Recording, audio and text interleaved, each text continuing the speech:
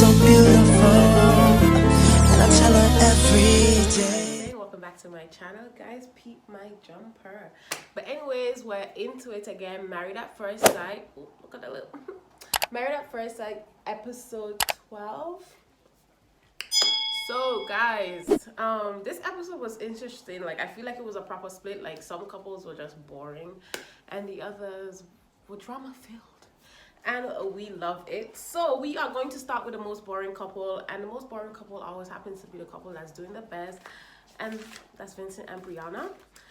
And quick disclaimer, all this entire episode was somehow dedicated to the dogs. It was dedicated to the dogs. I don't know, but and I mean like actual animals, not like basura or anything like that. So the scenes where Vincent and Brianna are there, they're discussing one first their month anniversary and him taking her to dinner on a boat. And this dude literally started to list out all the things that he wants Brianna to do for him in terms of dates, and I was just like, what are you doing? Like, why are you making this such a big deal? Like, you guys will do stuff together, and he is just out here trying to make it seem like Brianna is supposed to be, I wanna cater to you, however the song goes. And he's acting as if Brianna is supposed to be out here planning his days for him. And like, wives do stuff for your husbands, but the way he's making it seem is as if like it's the inverse. We not even sure you planned that boat thing. Like, for all we know, Lifetime did that. So the way he's out here talking about, I want to go to this, 5 minutes later he's still listing out things that he wants to do, and I'm just like, Vincent, we're not here for it. And then the scene with the dog comes up, and he's talking about how much he loves Cookie and all that good jazz, really, because they had boring scenes. But I was kicking at the fact that he had the dog and he's la cucaracha, and I was like crying on the inside, because I'm just like, that shit is so funny, because the dog is literally tiny, so you can do something like that with that dog. But then we also see a scene where they went on a date or bike ride. I would consider that a date. I don't think it's like a bad thing. They're doing something together. They go on a bike ride, and the only thing I can think about is like, where are you guys' helmets? Where are the helmets? Because let's be honest, like, they're so close to the road, so much traffic, like, you need helmets. They can't just be riding on the road just like that. Because those cars didn't look like they were going 30 miles an hour. Like, that didn't look like it was almost like a domestic area. So, you know, they were doing some distance. I was just like, y'all need helmets. Don't be out here just riding around next to cars. You are not a car.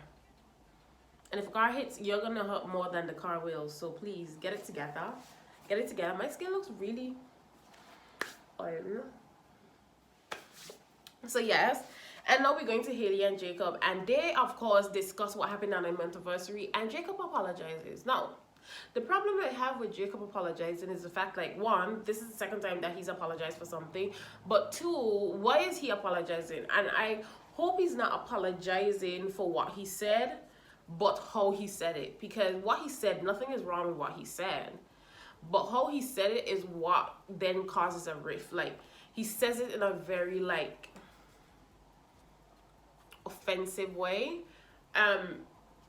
but nonetheless these things need to be said. He just needs to find a better way to deliver it. But I don't like that he's apologizing. Well, not like that he's apologizing, but I just would like to know under what context he's apologizing to her, because I don't want him to be apologizing for how he feels, because how he feels is valid, how he feels should be heard, and how he feels Haley should take into consideration. But the way he does it, then we will have a problem. Then is when I will be like, okay, yeah, like, apologize for your delivery and rather not your message. So Haley then continues and is like, do you plan on having another fight? I was like, Haley, no one plans fights. Fights just kind of happen. I mean, you can decide when you want to bring it up, but you don't plan a fight, especially so early in their relationship, because we're only 32 days in. Like, you don't plan a fight. Like, the fight is just gonna happen because the two of you are essentially strangers. And even then, like, in marriages, people fight all the time because you're different. It's normal, isn't it? And then I started to look at them, and what she is saying that she wants to do to have light days is not opposite to what he wants to do, but he wants to talk and touch, and she wants to quality time and small acts. And I feel like this is probably where their miscommunication is happening, because if you listen to her, she wants to be able to do stuff, like she wants to enjoy the time that they are together, whereas he wants to sit and chat and make jokes and touch her and hug. I was laughing at the scene when he was rubbing Chloe's belly, and she was just like, Haley was like, Chloe loves a belly rub.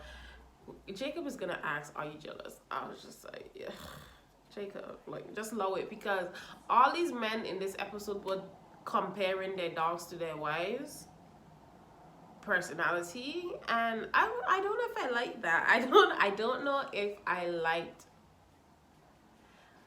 the comparison, the idea that all of them were so willing to compare their wives to the dogs. Yeah, I really didn't like that, but okay, whatever. And then Haley and Jacob go karting. That was cool. I like stuff like that, so to me that was amazing. It looked so much fun, and Haley won, but she was saying that she won. She was saying that she won. She was saying continuously that she won, but Jacob kept looking bitter that she won. And I was like, Jacob, why do you look so sad that she actually beat you at go-karting? Like, it is fine. It is go-karting. Like, if your wife won, she won. Like, I don't even see what the problem was, but he looked so, like, not into it because he didn't win. And I didn't like that, because nothing worse than a sore loser. But their scenes ended with Haley and Jacob cooking together, and Haley was making Brussels sprouts. First of all, Haley asked how much, no, Haley rated her cooking on a 7 or 8, and she basically told Jacob that they'll find out if her cooking is any good when she's finished making Brussels sprouts. First of all, girl, there ain't no scientific way to cook a damn Brussels sprout. Like, what is the matter? Like, what do you mean we're gonna be able to know if your cooking is any good and if you rated yourself properly based on some Brussels sprouts? Sis, get it together, please. But then while like cooking, the conversation turns into Jake's dating history. I thought that was interesting because they never really discussed it, but he seemed to think that all his exes are crazy. But what do these exes have in common? You, Jacob, so please tell me, what about the exes are crazy? That's what I would like to know, because you were part of this relationship. Like, it takes two hands to clap. So now we're gonna just touch on Paige and Basura. They weren't in any scenes together. Paige's scenes open up with her meeting with her brother and her brother's wife, so her sister-in-law, and she basically discloses everything that's happened and explains it to them. And anyways, we'll just fly over that part. So she disclosed everything that's happened to them in their relationship, happened to her, and her brother gave her some damn good advice. Like, I'm not even gonna lie, her brother told her, like, listen, you're young, like, you have your 30s, your 40s, your 50s that you're gonna end up spending with somebody that loves and appreciates you. Like, his advice was everything except for go to a therapist and work on your self-esteem. But his advice was very, very, very, very good. And now I'm kind of happy that we actually see some family member out there giving Paige some support, because where were you guys? Like, if we have 12 episodes in, like, where were you guys? Like, where were you? Because sis needed help for a minute, but whew, okay. But the way Paige was describing the story to them, I was like, Paige, why do you have all this smoke in front of your family member when you should have been slapped Basura for his behavior? But we not promoting violence in relationships, remember that, guys. But Paige, all this smoke in front of her brother. But you know what? Maybe Paige just needed time to think. Like, she probably just needed to process everything, and because we're on the outside looking in, we're like, do this, but maybe from the inside looking out, she was just like, no, I will try and work on this. And it just took her some time to get there, because she got to the point where she's now disclosed to her brother that she was in love with the idea of marriage and not worried about who she was gonna tie her life to. And I feel like that's really good growth and self-realization on her part. Then there's one scene where they asked Chris about Paige's dog. And Chris, with his no manners, uncouth, lack of decorum, having ass, was like, oh, I don't give up about what a dog named Huntley. Listen, I know, let's call it Bentley. And I was like, Chris, could you, like, first of all, Lifetime, why did you ask Chris that? One. Two, Chris, you have no behavior, like you're like a terrible human being. Your behavior stink. You have no manners. Why would you even respond to it like that? Like, you know she's gonna see this, the world is gonna see this, you're already looking bad in her eyes. Why would you know? Say something like that. Like, just lower it. If you don't know, it's preferred for you to say I don't know the dog than to be out here cussing out the girl's dog. Like, dude, the dog is better than you. Her dog treats her better than you treat her. Like, what? I'm just like, no, I cannot. They annoyed me with that scene. So anyways, Chris meets with his mom, talking about his mom doesn't mince her words and she doesn't hold back and she has no filter. But mommy did not gather you. The best thing that his mother said was that Paige is a lovely girl, but the weather is also lovely. So that is a very generic description of somebody. I hate descriptions of people in that manner. I don't like to be like, oh, good and nice. The weather is good, the weather is nice, and so the weather is lovely. So that's not a way you describe somebody.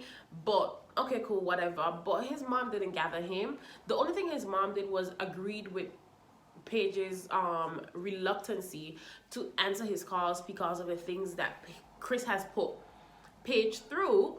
But she didn't really gather her son. But this is the problem. Like, a lot of me, I don't even want to make this conversation about men, but a lot of mothers shelter their sons to the point where they come out and be trash to people's daughters, and then they be acting as if they done raise Prince Charming. No, you did not. So no, but you know, it is what it is. Cool. But then we also find out later in another scene that Paige has 2 therapists. But the way it came out, it was as if she got these therapists since joining the show, because she said, when Brianna said that she went to therapy before the show so she could understand herself, Paige was like, yeah, I should have done that. And I was like, okay, so that means you didn't do that, which means you got these therapists while on the show, so you had to get 2. This is what this lady's son has done to Paige. She needed 2 therapists on speed dial. Excuse me. No, baby. Anyways, we're gonna go into Clara and Ryan needs to give Clara the schlong. Plain and simple. You know, today's Good Friday. We should not be talking like this, but Ryan, what is you doing? Because Tutus, come to find out that Clara has created a t-shirt that says trust is sexy. That is funny. I laughed at that. I think that is hilarious. So anywho's, the scenes with Clara and Ryan open up with tantric yoga, or tantra yoga, I think. I don't know what it's actually called. And they looked so uncomfortable. Like, you could see they have no sexual intimacy. Like, she wants, you can tell the dynamic of their relationship the way they did that tantric yoga thing. Like, she wants to, and he's just there, a damn fool. Hey, it seems funny, but yeah, Ryan didn't enjoy it. And even in his confessionals, the way he described it, I was just like, does Ryan hate vagina? Does he dislike vagina? Like, I don't even understand. I can't. I think Ryan might dislike vagina. I don't know. Like, and Clara is out here trying to give him the cootie cat. Like, and Ryan is out here running from the cootie cat. So I don't know what's going on. But Ryan is out here saying that he wants to navigate Miska. So he's going to go to a dog trainer. So the dog trainer could teach him how to really, like, communicate with Miska. And Clara was just like, funny, he wants to navigate Miska, but not me. I was like, sis, tell them, because we is confused as well. We is confused. So I think they meet with the guys, and Ryan is saying that Clara and Miska are very much alike, and they both want attention. oh no, he said this in confessionals that that Clara and Miska are like, and they both want attention. And I'm just like, these men using the dogs to help describe their wives is very, very off-putting to me. It is very off-putting to me, and I don't know if anybody else feel that way, but it's off-putting to me because this is generally, they're leading their descriptions using the dogs. Your women, your wives, they are not dogs. They are not dogs. So y'all need to get it together. I don't like that descriptive trend that I see in this season. I don't like it at all. Ryan then tells Clara that when he puts on the Trust is Sexy t-shirt, that's another milestone in their relationship. I was just like, I cannot deal with this. I actually cannot deal with this. He is annoying. He needs to give up the schlong. Because Clara is out here offering the kitty cat. No, the show ends, y'all. The show ends with the girls at Clara's place, I'm assuming. And they're just having a little drink up or whatnot. And Clara disclosed to us.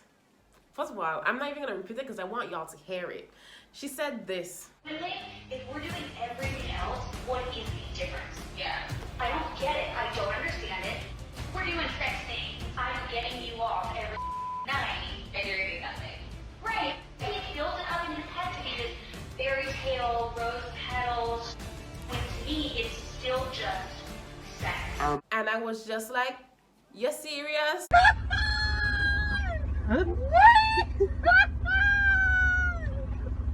That's serious. First of all, Clara, let me tell you something.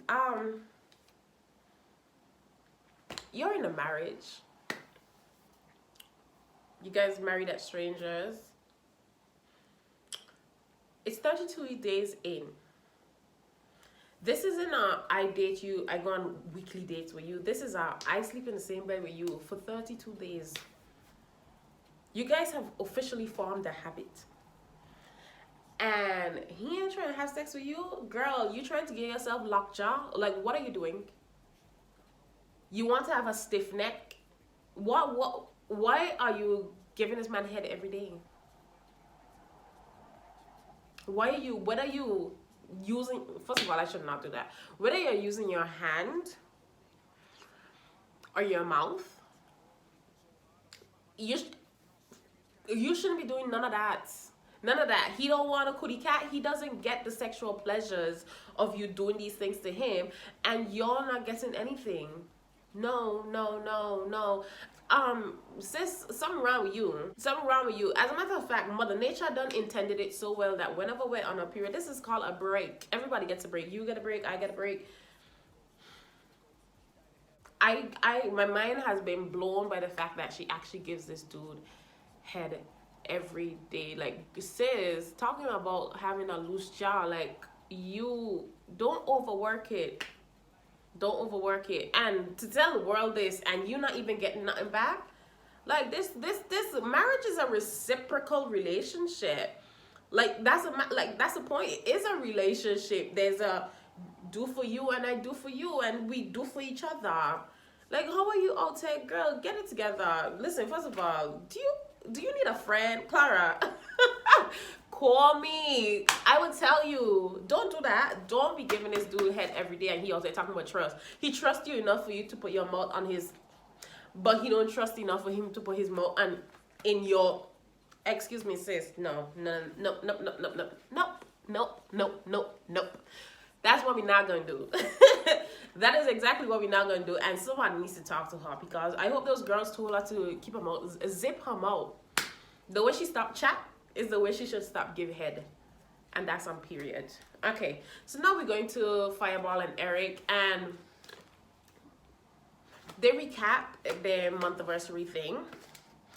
And then an argument ensues. I promise you, I didn't see this argument coming, but it showed up. It showed up. So she says that she has 3 kids. She has 2 dogs and 2 cats and a dog.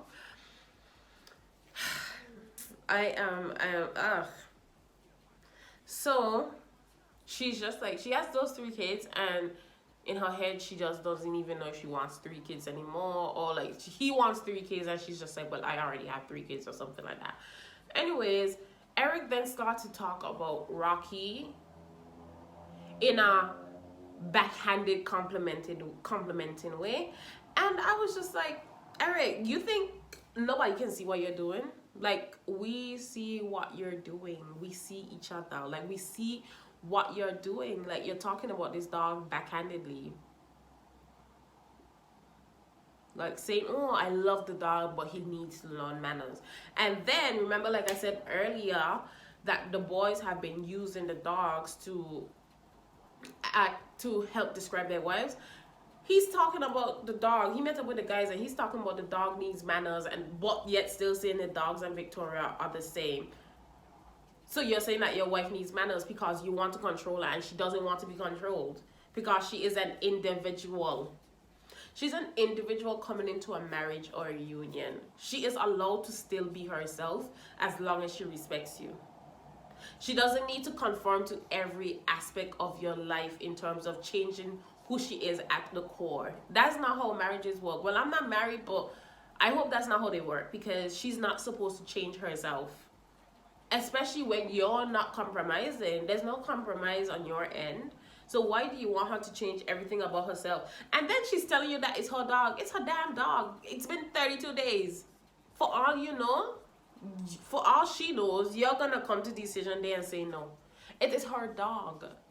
Like, it's like when people have kids in a relationship, you don't come up to the front door on day one and be like, yeah, chastising nobody's child. You're not their parent. And in the same case, you're not this dog's parent. Like, you have to be willing to try. You can't come in from the jump talking about the dog needs manners. But anywho's, apparently they went to some bar to drink and she disappeared for 40 minutes. Now, because I know Eric seems to have a tendency to over-exaggerate, I'm thinking to myself, is this 40 minutes or is it 10 and it felt like 40 because you're drunk? Because apparently he left his phone, and every time they get drunk, or every time he gets drunk, he picks an argument with her. So was it 40 minutes or was it 10 and it felt like 40? Because if she said she went to the toilet, like the toilet is like, fuck y'all, 5-10 minutes, that's a toilet experience. You pee, you wash your hands, you primp in the mirror, you kind of look good, try to look good. So like between 5 and 10 minutes, that's 10 minutes. She goes to the bar. If the bar is full, that's another probably 10 minutes to get served, 10-15 minutes to get served. So let's say she was missing for 25. Is she not allowed to relieve herself or get another drink? Like, Eric, what is the problem? And then she's telling you how she feels, and you're talking about you don't care, and she should leave if she don't like it. And what else did he say? He said some other stupid thing. He said he doesn't care about what she thinks and he's invalidating her feelings. And I'm just like, that's another red flag. You remember, like, I think either in my first or second video of these reviews, I was just like, he's a military man. And I don't be messing around with the military people just because I feel like they're so structured and stiff that compromising from them, for them, is almost like, not impossible, but they're very unwilling to do it. Very, very unwilling to do it. And listen, you don't want, because he is not even getting upset. He has such control over his emotions that his control then turns into he's manipulating her, because she's trying to tell him how she feels, and he's just like, I don't care, and you should leave, and this is the end, and I don't want to do this, and I always get hurt. Big man, ain't nobody was talking about you. He's just like, he always get hurt. Hurt from what? Hurt from what? No one was talking about you. This is not a conversation about you. So please do tell me what you're talking about. You always get hurt. And it makes me wonder, like, why did his ex-wife and him break up? I know he said that it was just a quick thing for them to get military benefits, but there has to be more to this, because they were married for almost a decade. So, yeah, I'm not here for that. He is very controlling. He is manipulative, emotionally and mentally manipulative. And this is why she don't want to move in with you, Eric, because this is the behaviors that you're exhibiting. When they're in a neutral space, what the hell you going to do when y'all in your house? I wouldn't go. I'm with her. I would not go. He is trying to control her. He is overbearing. She might have her little mental health issues dealing with her anxiety and stuff like that, which might be causing things to be heightened. But he is very manipulative. He is very controlling, and he needs to calm down. And I hope she just makes the right decision for her, because I can't imagine her being or dealing with her mental health while being in a relationship like this, because before you know it, it's gonna be a spin into, well, you know, you're not even good, you know, you have the mental health issue, so I don't even really know if something is really wrong. I could see him spinning the hell out of this, like a record spin, spin, spin, spin me, yeah. I could see him just turning the story into something else. So Virginia then says she feels like she's drowning, and he's like, why? I was like, because of you.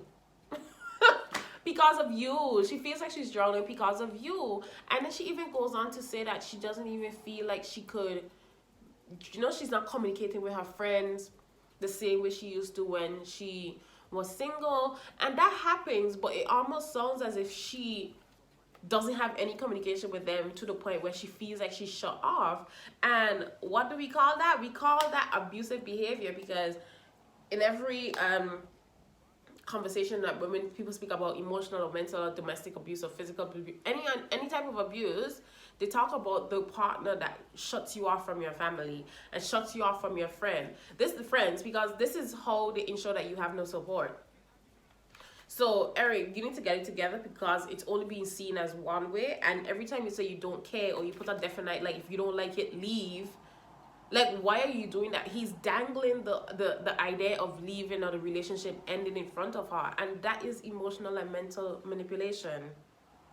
It is. So, okay, cool. The guys meet up, and Eric is talking about Virginia and the dog. And let me tell you, the face I had is the face that Jacob had. And I'm going to insert Jacob's face here. This is how I felt. I was just like, looked so unbothered and confused about the whole thing. And you know what was funny? The fact that Ryan thought that he has one of the better marriages out of 99% of the people that's been unmarried at first sight. I was like, Ryan, your wife is next door talking about how she gives you head every day, and you don't do nothing to please her.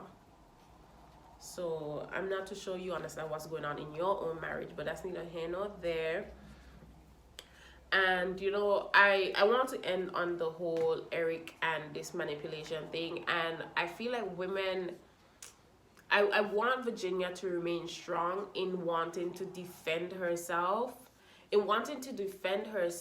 against Eric's ways in terms of manipulation and his controlling nature. I don't think he realizes, well, maybe he knows what he's doing, but I don't think he realizes that that is the way it's coming off, and that's how it's being seen, because he's smirking through all of it. And if he understands that this is actually what he's doing, listen, she needs to run for the hills. Tell foot, tell body, let's go. And the more he gets on my nerves, is the more that I like Virginia. I don't even want to call her Fireball anymore. I want to call her by her name, because God, like, Eric is actually annoying. But anyways, guys, this is my recap of episode 12. I will see you guys in my next video. Remember to like, comment, share, and subscribe for more videos like this. Comment in the comment section and tell me exactly what you guys think. Do you agree with my review? What do you think is happening with all the couples? How do you feel? And we will have a discussion down there. Bye. Thank you guys so much for watching. And if you're rocking with my content and rocking with this look, remember to like, comment, share, and subscribe for more videos like this. If you love to see me create any makeup look and speak about any topic, just leave your suggestions in the comment section down below, and I'll be definitely picking those up. And remember, stay beautiful inside and out.